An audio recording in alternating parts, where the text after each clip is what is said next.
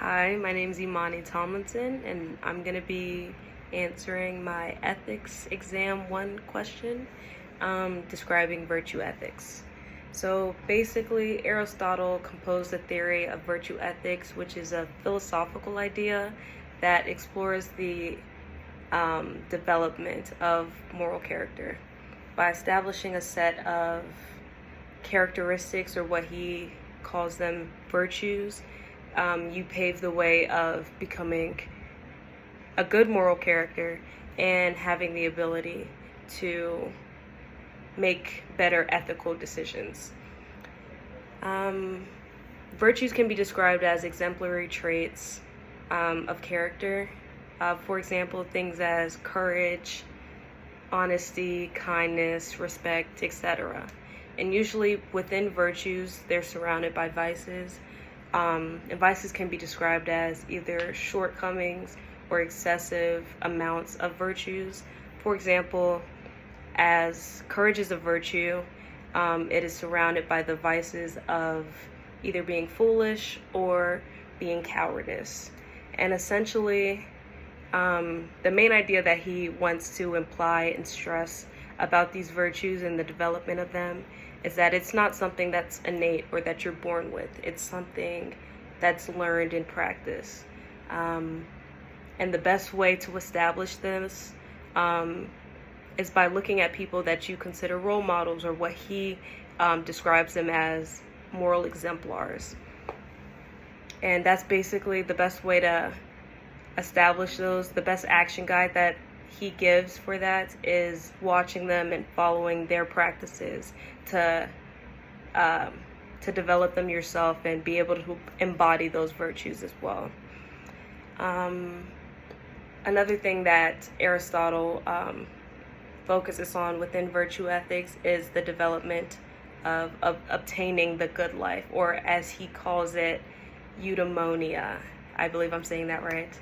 And it's basically a simple equation that consists of 2 components, which is arete and phronesis, that allows you to develop the good life, or eudaimonia.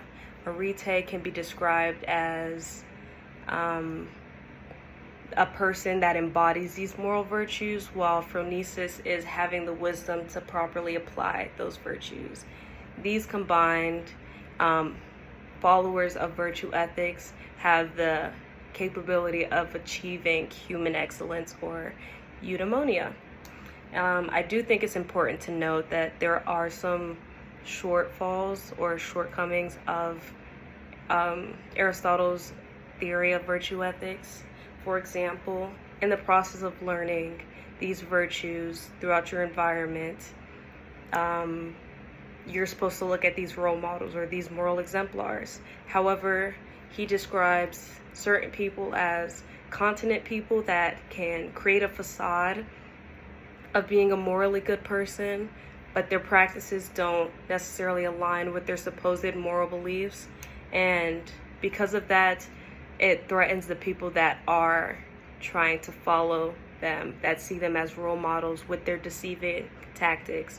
For example, somebody who gives off the impression that they're very courageous, but their actions personally, in private, are very cowardice. And somebody who follows, who's looking to learn these virtues from them, following their actions, you're not all the way learning to truly embody these virtues. Another thing would be Aristotle. At the time of creating this theory,